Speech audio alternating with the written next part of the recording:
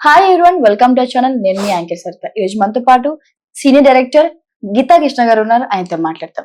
నమస్తే sir. Hi sir, recent గా మనకి టీవీ9 లో ఒక ఇంటర్వ్యూ జరగడం జరిగింది, రజనీకాంత్ గారిది అలాగే కేటీఆర్ గారిది. అందులో ఆయన అడిగిన క్వశ్చన్స్ ఏంటంటే ఈ ఫోన్ ట్యాపింగ్ గురించి, అలాగే ఇప్పుడు ప్రెసెంట్ బీఆర్ఎస్ నుంచి చాలా మంది ఎమ్మెల్యే గారు, ఎంపీలు గారు, క్యాండిడేట్స్ వెళ్ళిపోవడం జరిగింది. దాని నుంచి వరుస క్వశ్చన్స్ అడగడం జరిగింది. దాని నుంచి మీ అభిప్రాయం? ఇప్పుడు తెలంగాణ పొలిటికల్ సినారియోకి వస్తే ఫేమస్ టీవీ9లో ఉన్న రజనీకాంత్ బాగా అడుగుతాడు. అతను సో కేటీఆర్ని ఒక ఇంటర్వ్యూ చేశాడు. ఆఫ్టర్ ఆల్ దిస్ టెలిఫోన్ ట్యాపింగ్లు, జంప్ జనాలిగాళ్ళు, ఆ పార్టీ నుంచి ఏ పార్టీకి వెళ్ళి కారు దిగిపోయా, అప్పుడు దాన్ని ఏమంటారంటే జంప్ జనాలి అనరు, కారు దిగిపోయిన వాళ్ళు. అంటే వాళ్ళ సింబల్ కారు కదా. వాళ్ళందరూ అయిన తర్వాత ఈ లేటెస్ట్ ఇంటర్వ్యూ విత్ కేటీఆర్ అనేది, KTR is a knowledgeable person. అంచేత అతనితోటి కవిత ఎలాగ లేదు కాబట్టి వీటన్నిటికి సంబంధించిన ఒక ఇంటర్వ్యూ చేశాను. అతను కూడా చాలా ధైర్యంగా అనే చెప్పాడు. ధైర్యంగా చెప్తాడు. యాక్చువల్గా ఓడిపోయినంత మాత్రం డేలా అతను అడగడమే అలాగ అడిగాడు. మీరు ఓడిపోయిన తర్వాత ఇంత అవమానం భరించిన తర్వాత చేస్తున్న ఇంటర్వ్యూలో మీరేమనుకుంటారు అని ప్రతిదానికి అలాగ అడుగుతూ ఉండేవాడు. అలాగా 2-3 హైలైట్గా నాకు అనిపించింది ఏంటంటే, నేను పూర్తిగా చూడడం అవసరం సేమ్ అడుగుతున్నాడు. నాకు అర్థమైంది ఏంటంటే, మీరు అని మీ ఫాదర్ కానీ కవిత కానీ అందరూ కూడా ఏకదాటిగా ప్రైమ్ మినిస్టర్ని తిట్టారు. మీరు మోడీ ఈడీ ఏం పీకుతారు, పీక్కోమని అనగానే అతను ఈ పీక్కుంటారు అనే మాట అనకుండా ఇప్పటికీ అదే అంటున్నాను. మోడీ ఏం చేసుకుంటారా అనే దగ్గర చిన్న ట్విస్ట్ ఇచ్చాడు అనమాట. కేటీఆర్ ఏం పీక్కుంటారో అనలేదు. సో చింత చచ్చినా పులుపు చావలేదురా మీకు అని కింద ఎవడో పెట్టాడు. మీకు ఎలా జరగవలసిందని కూడా ఎవడు పెట్టాడు. వరుసగా అవే, ఒక్కడు కూడా ఫరగలేదు. బ్యాడ్ వచ్చే టైంకి బ్యాడే వస్తుంది. ఇప్పుడు ఇంకొంచెం డిప్లొమాటిక్గా ఇవ్వవలసింది. తగ్గినవాడు ఎప్పుడైనా పళ్ళ పైకి వస్తాడు. ఓకే, ఎదిగే కొద్దీ తగ్గమని అంటే వీళ్ళు పడిపోయినా కూడా తగ్గట్లేదు. పడిపోవడం ఎలాగెలా పడ్డారు, గెలిచి ఓడిపోయిన సీట్లు కూడా 5-10 వేలలో ఓడిపోయారు. అది ఆయన మళ్ళీ చెప్తున్నాడు. ఇవన్నీ కరెక్టే. In spite of all that people started hating your family. Hatred వచ్చేసింది మీ ఫ్యామిలీ మీద. అది కూడా అర్థం వచ్చేటట్టుగా ప్రశ్నలు వేసాడు. అతనే వదలలేదు. ఇంకా అది సీనియర్గా బాగా టర్ఫీజ్ అయిపోయినాడు కాబట్టి. సో యాక్చువల్గా అప్పుడు ఆ టీవీ యొక్క ఓనర్స్ వీళ్ళు ఒకటే క్యాస్ట్, మై హోమ్ వాళ్ళది. అది మీకు అర్థమైందా? ఇద్దరు వెలం దొరలే.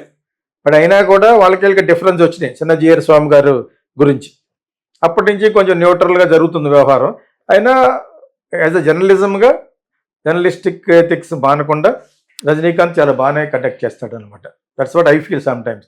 అతను అడిగిన క్వశ్చన్ అన్నింటిలోనూ నేను ఇందాక చెప్పింది వన్ ఆఫ్ ద హైలైట్ అనమాట. చింత చచ్చిన పులుపు చావలేదు అన్నట్టుగా మాట్లాడాడు. తర్వాత నేను వాళ్ళ చెల్లె ఏమైతే ఉందో నేను కడిగిన ముత్యంలాగా బయటకు వస్తాను అని ఆవిడ ఇక్కడి నుంచి ఈడీ నుంచి ఆ కోర్టుకు వెళ్తున్న కారిడార్లో ఏవైతే తను బ్లాబర్ చేసిందో నేను మళ్ళీ కడిగిన ముత్యంలాగా వస్తాను. యాక్చువల్గా కోర్టులో జడ్జి ఈడీలో ఉన్న జస్టిస్ చెప్పాడు అనమాట, డు నాట్ బ్లాబర్ అని. అటువంటి మాటలు మాట్లాడకూడదు నువ్వు నడుచుకుంటూ వచ్చేటప్పుడు అని వార్నింగ్ ఇచ్చారు ఆవిడకి. అయినా చెప్తానే ఉంది, నువ్వు వచ్చేటప్పుడు జర్నలిస్టులతో మాట్లాడద్దు, ఎందుకు మాట్లాడుతున్నాను అలాగని కూడా చెప్పారు. అయినా కూడా ఆ కోత వ్యవధిలో చెప్పేస్తుంది. అక్కడ నేను కడిగిన ఉచ్చంలో బయటకు వస్తాననే మాట సేమ్ థింగ్ ఇతరు కూడా వాడాడు. అది పెద్ద హాస్యాస్పదం అయిపోయింది. మేము కూడా కడిగిన ముత్యంలాగా వస్తాం, నాకు ఎవరితో అక్రమ సంబంధం లేదు, ఏమి లేదు, ఆ టెలిఫోన్ టైపింగ్ అంతా నథింగ్ అనేది చెప్తున్నాడు. బట్ చెప్తూ చాలా హాస్యాస్పదం ఏంటంటే, ఒక 10-15 ఇయర్స్ బ్యాక్ మన్మోహన్ సింగ్ గారు ప్రైమ్ మినిస్టర్గా ఉన్నప్పుడు ఆయన మాట్లాడిన మాటలు పార్లమెంట్లో, టెలిఫోన్ ట్యాపింగ్ ఆథరైజ్డ్గా చెయ్యొచ్చు ఎప్పుడంటే ఈ పొలిటికల్ యూజ్లకి ఇన్వెస్టిగేటివ్ సంబంధించిన ఉన్నప్పుడు చెయ్యొచ్చు అనేది అది ఇప్పుడు చూపిస్తున్నాడు. How can you show that is a prime minister of India is telling telephone tapping అది ఎప్పుడు అనివార్య కార్యాల్లో వాడచ్చు కొన్ని డిపార్ట్మెంట్లు. నువ్వేంటిది స్టేట్ గవర్నమెంట్లో ఉండి నీ పక్కన రేవంత్ రెడ్డిది, ఆడిది, రకుల్ ప్రీత్ది, సమంతది, వీళ్ళందరూ మొత్తం వాడేసి నువ్వు why are you showing prime minister అతనికి అడిగిన వచ్చావు అంటేనే. ఇండియాలో కడిగిన ముత్యం అంటే ఎవరంటే మన్మోహన్ సింగ్ గారు. ఎవరో ఒక చేతుల్లో ఉన్నాడు కాబట్టి ఆవిడ చెప్పినట్టుగా, కాంగ్రెస్ చెప్పినట్టుగా విన్నాడు తప్పితే అంతటి పెర్ఫెక్ట్ పర్సన్ ఎక్కడ ఉండడు. ఆయనతో నువ్వు కంపేర్ చేసుకుంటావు. What are you talking? ఆయన ఎక్కడికో ఫారిన్ కంట్రీ వెళ్తే prime minister can use anything in the 5 star hotel, 7 star hotel. ఆయన అడిగాట, నా బట్టలు వాష్ చేసుకోవాలి, నాకు 11 ఇస్తారా అని. అందు గొప్పోడు Manmohan Singh. Is the prime minister, పక్కన ఉన్న వాళ్ళందరూ తొట్టు గ్యాంగ్.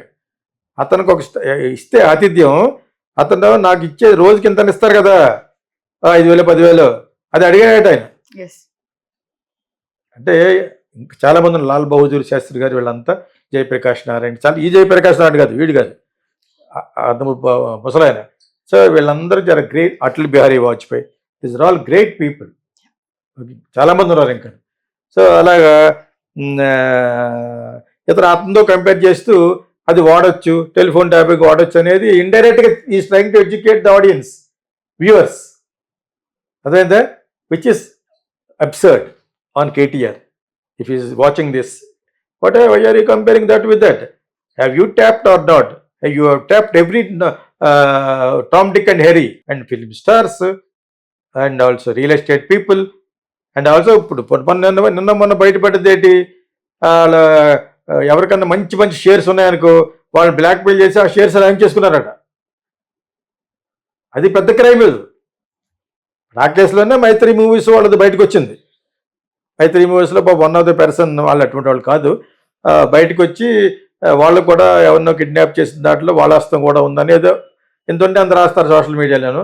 ఆ విధంగా వచ్చింది ఆ కేసు. ఏంటి, that is because of they have kidnap, they have taken him and అతను ఫోర్స్ చేసి వాళ్ళ యొక్క షేర్స్ ఉంటాయి కదా, ఆ షేర్స్ని వాళ్ళ తరపున రాయించుకున్నారు అనమాట. అటువంటిది జరిగింది. అర్థమైందా మీకు? అందులో ఆయన కూడా ఉన్నారని చెప్పేసి, ఎవరో మైత్రి మూవీస్ ఉన్నారని చెప్పేసి, ఇవన్నీ కూడా all these things been happen only with the help of those missions where they bought from other countries.